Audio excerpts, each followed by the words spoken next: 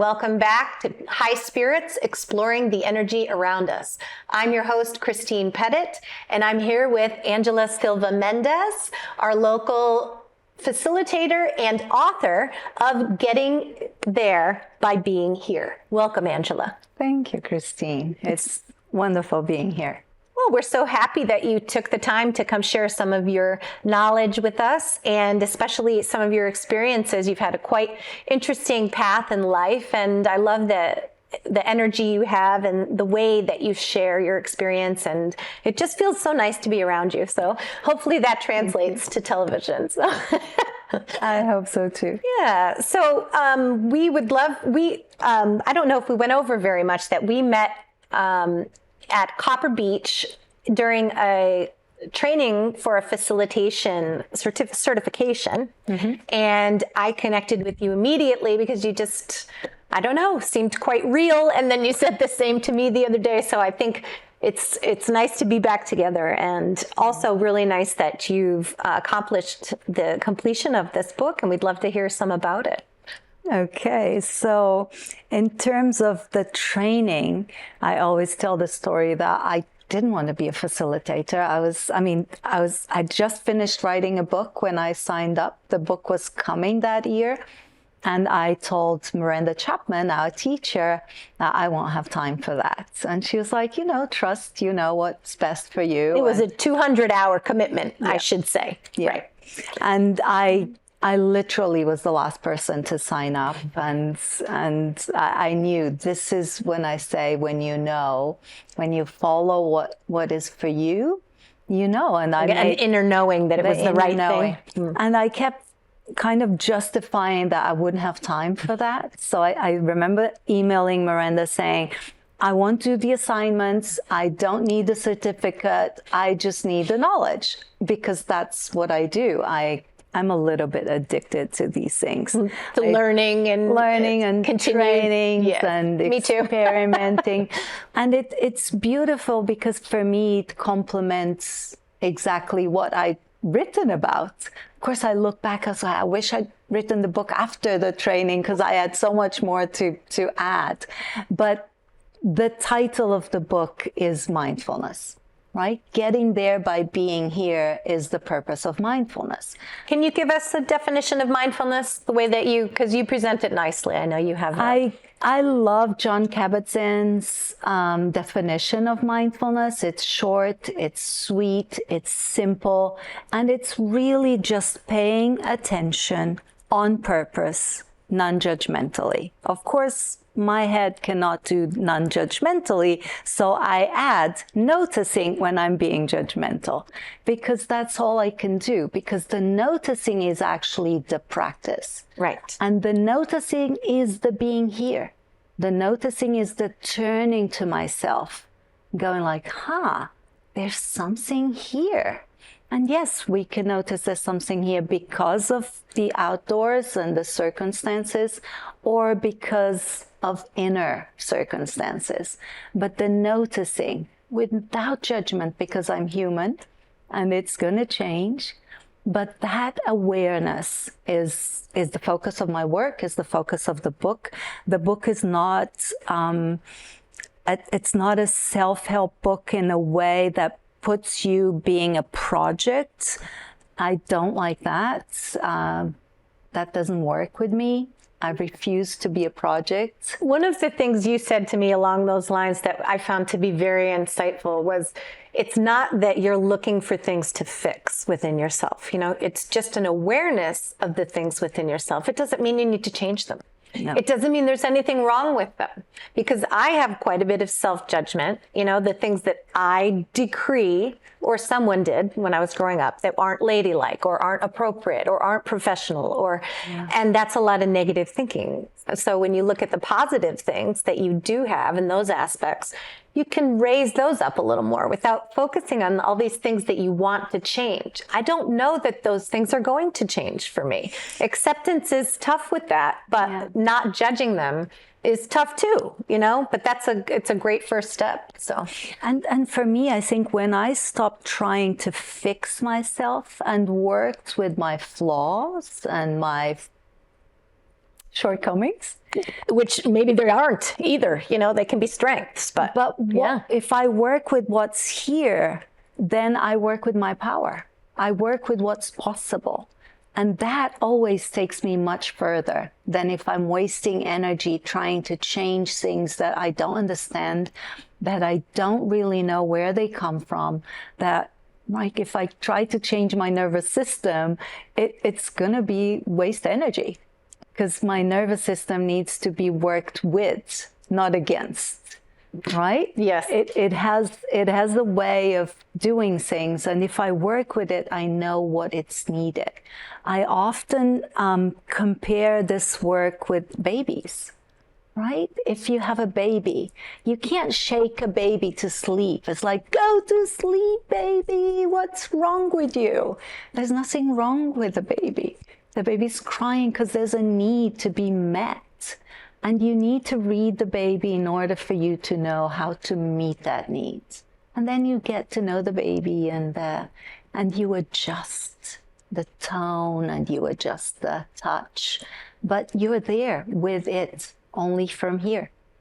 It's not a pre-recipe. If you do this for 3 minutes, it works. Yeah, it's every child's different, every day is different. Yeah. And for me, mindfulness is that self-awareness, is that coming into myself in a way that I'm observing what is here now, not the Angela that was here yesterday or 10 days ago, not the one that I wish I was, because I still have that image of I wish I was something else. The perfect Angela? The perfect Angela. Not that, but this one here. And once I work with that, gosh, there's books and there's work happening and there's so much that I could never imagine accomplishing. So you're sort of stepping into alignment with your own path. Yeah. And life. Right? That's the invitations that life, because when really something happens, there's a maturity for things that I very impatient and I don't want to wait for them to happen. I want them now, I want them ready, and I'm going to force them into completion. Yes. But life kind of teaches me that no, right? There's a time for everything, and I can't force spring to arrive early. I can only endure winter to the best of my abilities, and that for me is the secret of being here.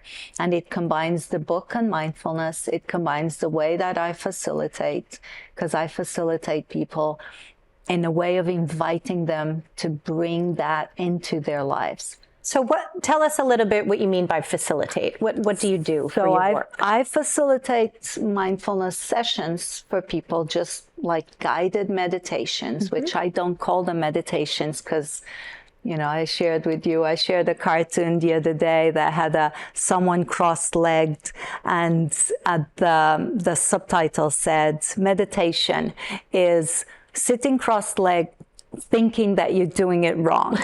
So that's the idea that people have about meditation, which is not. So many people think they can't, I can't ever get my mind quiet. That's the practice. No one can. Yeah. It's an unnatural state of being unless you train yourself to get there.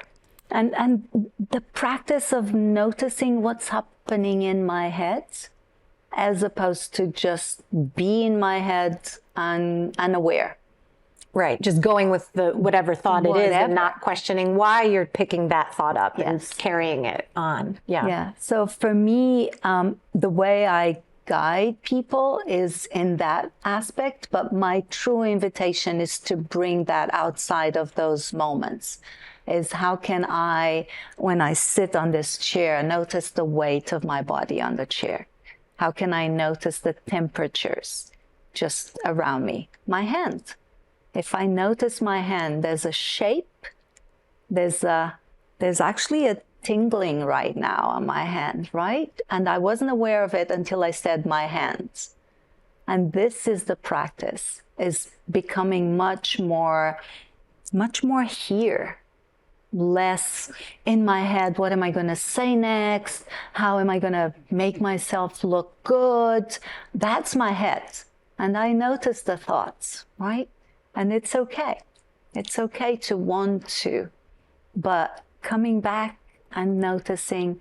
So my invitation for mindfulness is to bring this awareness into everyday little routines.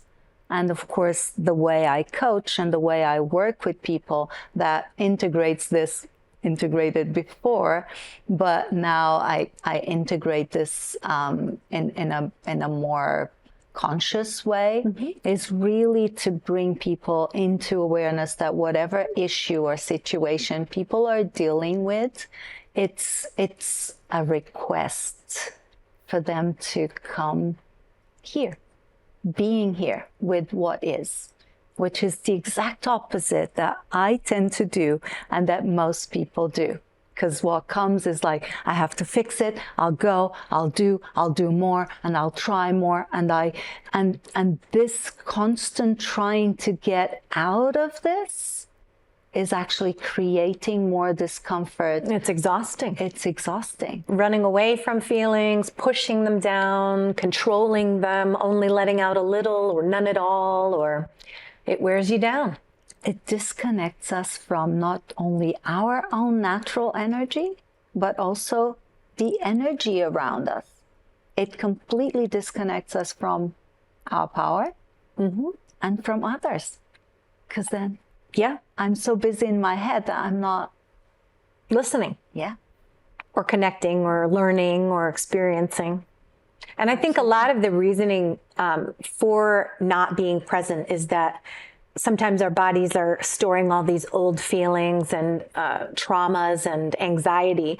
And I know when I first started to deal with the anxiety that I had, I mean, I knew why I had anxiety, but when I was mentally feeling like I was kind of over some of the experiences that I'd had, I still had these physical realities to deal with that I couldn't really explain. If I was over it in my head, how come my body was still responding so anxiously? Yeah. So you just reminded me of something someone told me once, just to start with that awareness, was literally look to your left and your right.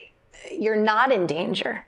Yeah. And it sort of lets your brain know you can get out of that fight or flight, calm down a little bit, because the reality of the moment is that you're safe. You're in a nice room having a discussion.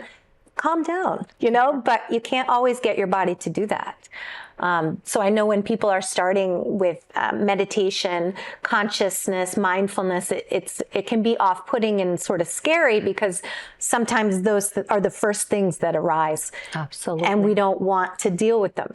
No. But once you get to the other side, can you share a little bit about the process of when you first initially begin to sit or begin a practice or look within? I didn't know this, but when I started meditation, I said what I hear all the time. I can't meditate. I can't sit still. And for me, acceptance was always my first step. And I had to accept that I couldn't. So I promised myself that I wasn't going to meditate. I was just going to sit there. Right? All I have to do is sit here. And I sat. Which is a lot, too. Which is a lot. I can hardly do that. Right? And also noticing some days it's not about sitting. It's about a gentle walk or a movement. But acknowledging what is, but that comes with knowing yourself, right? Right. Some awareness. But for me, give yourself permission to notice that there's a resistance to closing my eyes. There's a resistance to even do what I did during the workshop, right? I remember sitting, and my first exercise was, I'm just going to look at this candle. I'm not even going to close my eyes. I like candles, so I just stared at this candle. And what I felt, not trying to do anything, was really amazing. I hadn't done anything. And I thought, I'm going to do just that. And of course, I got curious about meditation, did lots of workshops and trainings and classes, and always blaming and judging myself that I can't do it. And the more that I allowed myself to not do it in that imaginary way of crossing my legs. Yeah, the proper formal, which there's a place for that. There's a place for structure. But it really allowed myself to come in contact with myself, with what was here. And that was the first breakthrough. Of course, then I heard about the red light meditation, the 1 minute meditation, that you just have to focus on the red light. You stop at the red light on traffic, and that's all you're doing. Just focus on that red light for just that time. Instead of getting anxious that, why am I here? I'm wasting time and I'm going to be late. Just that. And you can have an anchor or focus on your breath or just the light, which was a really amazing, it justified that what I was doing with the candle was right. And you see that so often during your day as well. So you're building in a sense of peace. It's almost a planned time for you to just breathe and stare at the light. That's all. You're resetting, right? Just for that time, you're resetting. There's so many little things that, for me, the informal way of practicing, that make the whole difference for my day. Because I'm coming back to remembering who I am, that right now, here is okay. There's nothing wrong with being human, even though we resist. So for me, the mindfulness practice is this coming in contact, and of course, the coming back to this moment over and over and over again. I often recommend that people connect these small practices at the beginning with something that you do very often. If you wash your hands, I don't know how many times a day, just while you wash your hands, just notice that. What happens as you wash your hands? How is your body? What is your breathing? What are you thinking about? That's it.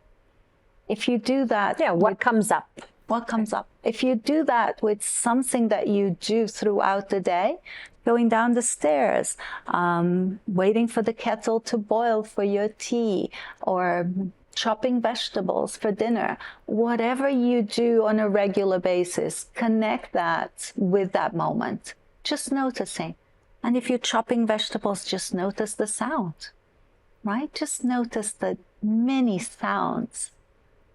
Just that moment of paying attention on purpose with no judgment. And consciously not thinking ahead. I'm chopping these because I'm going to be late for... No. It's not going to go any faster, and you can actually enjoy each step of the way, and it can be much less overwhelming too. Yeah. And it brings that awareness into this moment, into yourself, but also changes the energy around you. I had a very hard time with just what you're speaking of, because I had that preconceived notion that you cannot have any thoughts and you have to sit there quietly.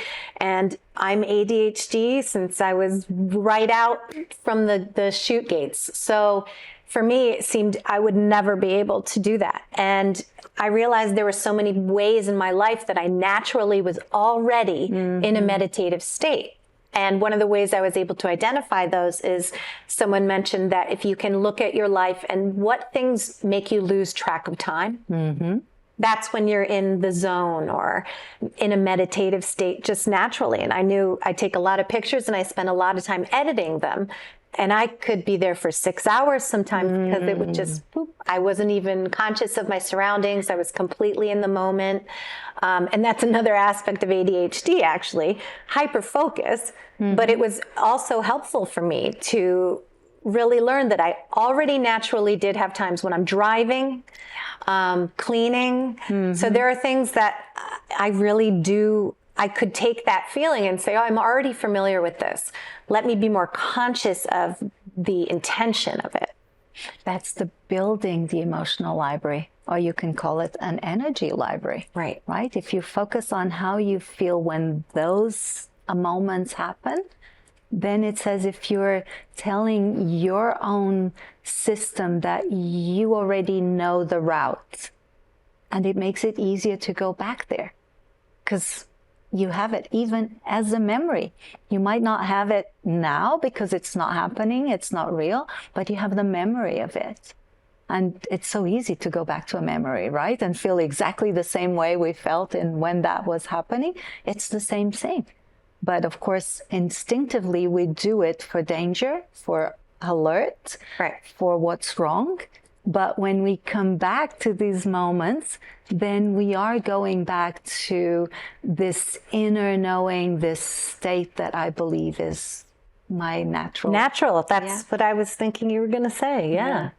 And I know that one way I had a very tumultuous childhood with a lot of abuse and anxiety, and I carried that sense of fear and constant analysis of my surroundings, and always thinking no matter what I did, it was something I would get hurt some way. Yeah. And then as you grow older, you have to almost make new patterns to erase those kind of memories. Because for me, dishes brought up a lot of bad memories because they were never done right. It was the biggest point of contention in the night.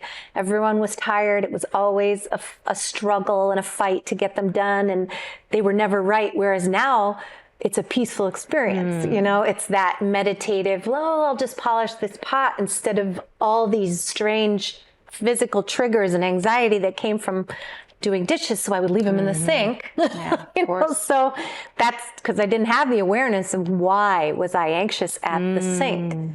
You know, so it's like when you start to focus on those emotions, it can give you a real extra boost of awareness, because if it doesn't make sense for you to be anxious, then you need to ask why, you know? Your body knows. Yeah, go deeper, you know, and just keep asking where it's coming from. But yeah, recreating pathways for more positive experience is very difficult in the beginning if you haven't already been raised with positive experience. Yeah. So for me, starting slow, but always coming back here. Starting small steps, being very, very compassionate towards yourself, but also being curious. yes, Without the judgment, because if I'm curious, I get this awareness. It's like, interesting, right? I'm curious, as opposed to I need to fix this. I need to get rid of this. right. What's wrong? Oh, I'm afraid. Not. Yeah. Oh no, I'm afraid. I got to stop that. It's. Yeah. Oh, I wonder why I'm afraid. Yeah. Oh, what just happened to make me feel afraid? Because I shouldn't be. Things are okay. You know, it's interesting. The further you get, you can observe your emotions instead of just being run over by them. What does Find some separation. What does my fear look like? Right. Right? Because it's going to be different for everyone.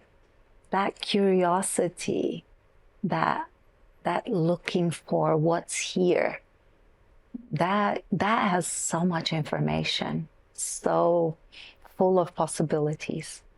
And it does slow you down over time as well, you know, brings you into I walk slower, I talk a little more slowly.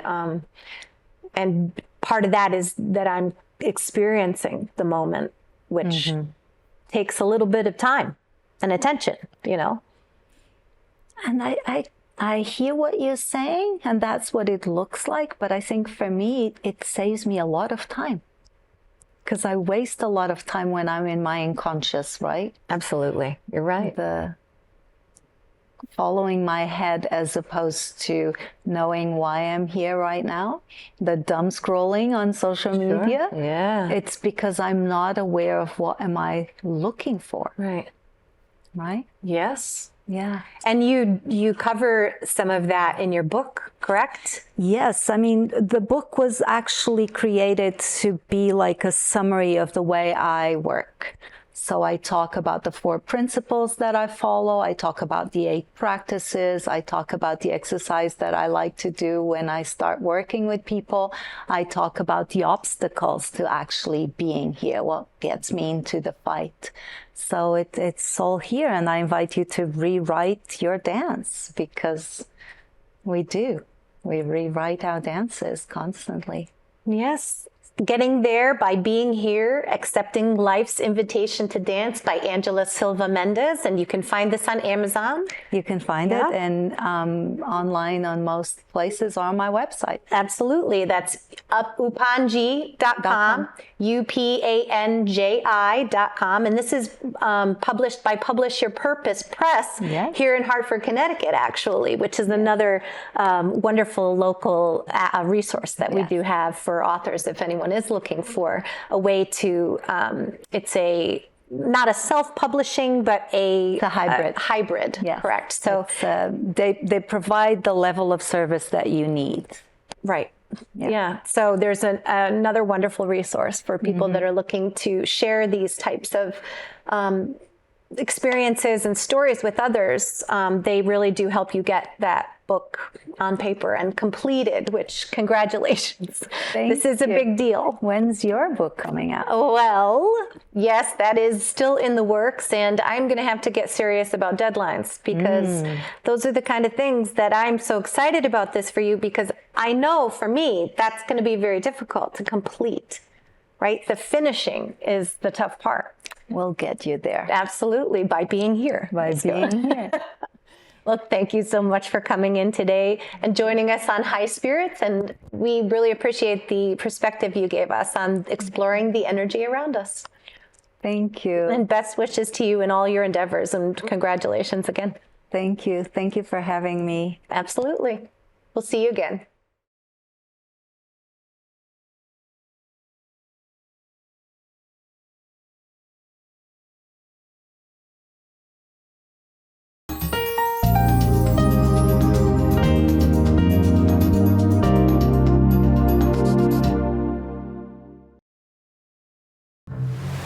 The water's warm at Jaws Pond, and we're stocked full of treasures. Big or small, we buy it all. We buy and sell fast rides, power tools, vintage guitars, and so much more. Walk the plank in style with our fine jewelry, diamonds, and watches. Plus, we have a huge selection of the latest video games, including the new PlayStation 5 and Xbox Series X. Jaws Pond, conveniently located on Meriden Waterbury Turnpike in Southington and West Main Street in New Britain.